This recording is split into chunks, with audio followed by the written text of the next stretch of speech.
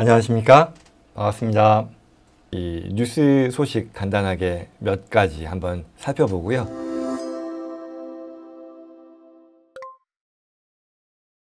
첫 번째가요, 이 렌트비가 사상 최고로 올라가는 상황이다 보니 이 무주택자들이 아주 진퇴양난에 빠진다라는 그런 얘기네요. 이 priced out, 그러니까 너무 비싸서 이제 집을 못 사는 사람들이죠. 근데 이제는 now face sky high rent 인 건데, 말하자면 이제 부동산 시장이 둔화되는 가운데 이 비싼 렌트비 때문에 무주택자들의 고민이 더 깊어진다라는 그런 얘기인 거죠. 경기가 이제 인플레이션이라던가 아니면 그 금리가 높아지다 보니 모기지 레이시오 높아지고요.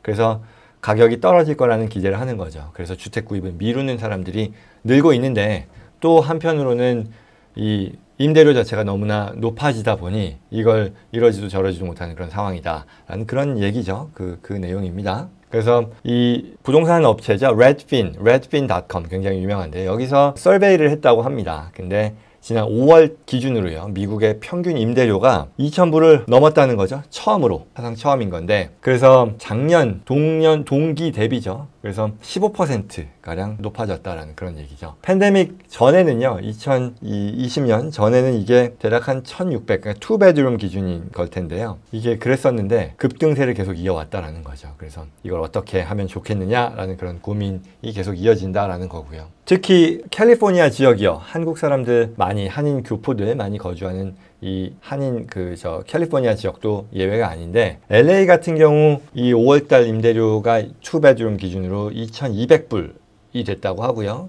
그리고 오렌지 카운티도 그보다 좀 더 높은 수준이고, 특히 이 한국 사람들 많이 선호하시는 얼바인 지역 이 평균 임대료가 3,200불이 넘었다고 하니까요. 뭐 굉장하네요. 굉장히 높은 수준이니까요. 그래서 이게 계속 그 무주택자들에게 어떻게 하는 게 좋을지에 대한 고민거리를 주고 있다라는 그런 최근 기사였습니다. 다만 이제 이 기사의 끝부분에 이어지는 거는 뭐 소위 주택 전문가, 주택 경기에 대한 전문가들이 어쨌거나 이 현재의 인플레이션 그리고 이 금리 상승분에 대한 반영이 후행한다고 하죠. 좀 더 뒤이어서 따라올 것으로 예상되니 일반적으로는 좀 더 지켜보는 게 좋지 않겠느냐.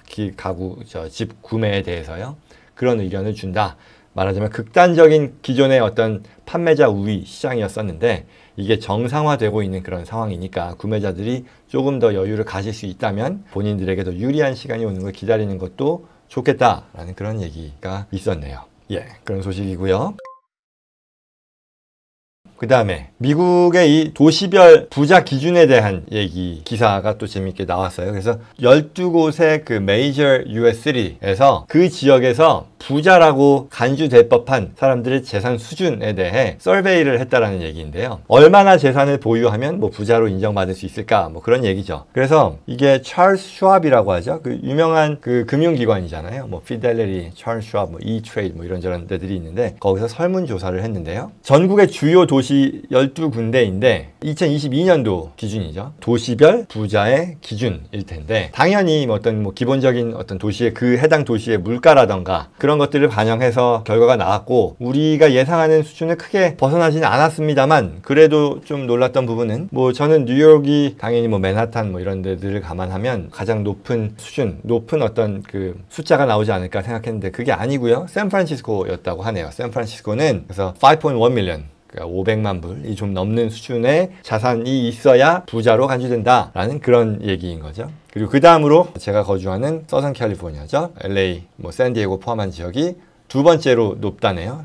3.9 밀리언. 그 다음에 세 번째가 뉴욕이고요. 3.4 밀리언. 이렇게 쭉쭉쭉 이어졌다고 합니다. 그리고 전국의 평균치도 있었는데요. 전국의 평균치도 웨althy를 위해서 한 2.2 밀리언 정도가 평균치로서, 내가 말하자면 20억이 좀 넘는 금액이죠. 2 밀리언, 2.2 밀리언이니까요. 그렇게 된다고 하는데 생각보다는 낮은 것 같은데요. 집값이나 이런 것들 감안했을 때 순자산 기준으로요. 그럼에도 아마 어쩌면 이게 그냥 가구를 얘기하는 게 아니라 개인당 기준이라서 그런 게 아닐까. 또 가구로 따지면 가구 수 곱하기를 했을 때 더 높아지지 않을까 싶긴 한데, 아무튼 그랬다라고 하네요. 그러면 이제 부자는 아니더라도 말하자면 to be financially comfortable. 그러니까 말하자면 뭐 이만하면 뭐 comfortable하다, 먹고 살만하다, 좀 편안하다, 안정적이다 라고 하는 그런 수준이 얼마냐 라고 했을 때 전국 평균의 기준에서는요 77만 4천 불이었다라고 하고요. 그리고 여기 지금 기사에는 없습니다만 별도의 그 서베이 결과로서 보여지는 것은 한 미국, 그러니까 그 전국 주요 도시 기준으로요, 아까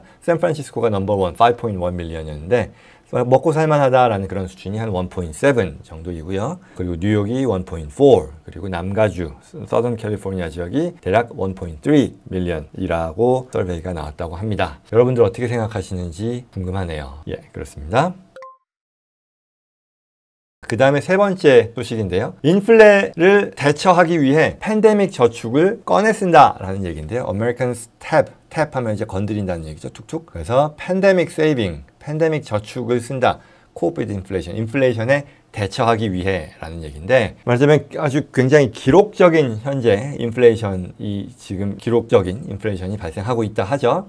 그래서 이에 대처하기 위해 그 코비드 기간 동안에 저축했던 돈을 꺼내 쓰기 시작한다라는 그런 기사의 내용입니다. 무디스에서 조사한 그 애널리틱스라고 하는 그런 프로그램인데요. 에 따르면 지금까지 지난 2년여 팬데믹 기간 동안에 이 세이빙 금액이 굉장히 늘었다라고 하네요. 뭐 2조 7천억 불 정도가 늘었다라고 하는데 굉장히 많이 는 거죠. 뭐 절대 금액이 중요한 게 아니라. 근데 저는 이걸 보면서 조금 의아하게 생각하는 거예요. 경제 전문가 또는 경제 기사라는 게 참 어디까지 믿을 수 있을지에 대한 부분이 저는 좀 궁금한데, 왜냐하면 우리가 팬데믹 기간에 직장을 잃고 거리로 내몰리는 이런 사람들로 인해 사실 돈이 없어서, 그래서 정부가 돈을 풀어야 된다. 그래서 우리가 뭐 이런저런 그 혜택들을 준 거잖아요. 그래서 뭐 체크 지급도 하고, 그렇죠? 그랬는데 정작 이 기사에 따르면 지원금이 많다 보니까 이 코비드로 사실상 봉쇄가 되면서 외출도 못하니까 지출이 줄었다라고 하고요. 그리고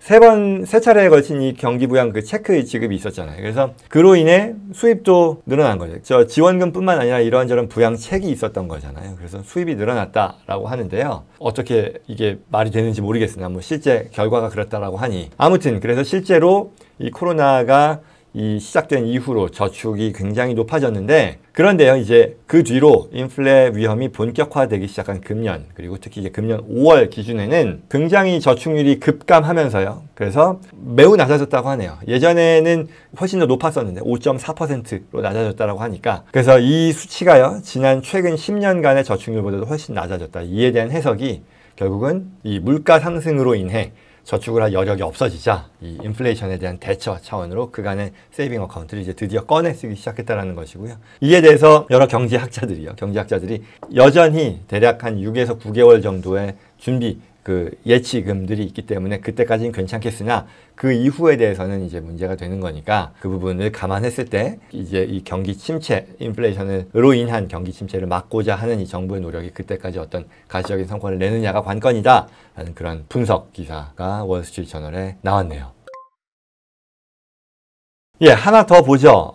일상으로 돌아간다. 뉴욕의 브로드웨이가 일상으로 돌아간다라는 얘기인데, 이건 뭐냐면 이 7월부터요, 이제 마스크 전혀 없이 이 연극, 이 뮤지컬 관람이 가능하게 됐다라는 건데요. 드디어 뭐 2년 4개월여 만에 그 이전 코비드 사태, 코비드 이전 단계로 돌아가는 어떤 상징적인 의미가 있는 방침이다라는 그런 기사의 내용입니다. 전 극장인데요, 마스크 착용 의무가 중단된다라는 것이고요. 뉴욕의 뭐 두말하면 잔소리죠. 뭐 대표적인 관광 상품인데 2020년 3월부터 공연이 완전히 중단되었다가 작년부터 이제 이 공연이 다시 재개가 되었었고요. 그리고 마스크 착용은 mandatory, 뭐 반드시 필요했었는데 이번에 마스크 리퀘어먼트도 해지가 되면서 이제 일상으로 돌아가는 하나의 신호로서 의미가 있다라는 그런 기사가 나왔네요. 물론 앞으로 지금도 이제 상황이 좀 더 악화되는 그런 조짐도 보인다고 하니까요. 그에 따라 다시 바뀔 가능성은 있다라고 합니다만, 그리고 바뀔 수도 있다라고 그 방침에서 발표를 했습니다만, 뭐 어쨌거나 지금의 상황은 이제 마스크 더 이상 안 써도 된다라는 것으로 바뀌었다고 하네요. 이 정도가 지난 한 일주일, 2주일 사이에 제가 같이 공유하면 좋겠다 싶은 그런 뉴스였습니다.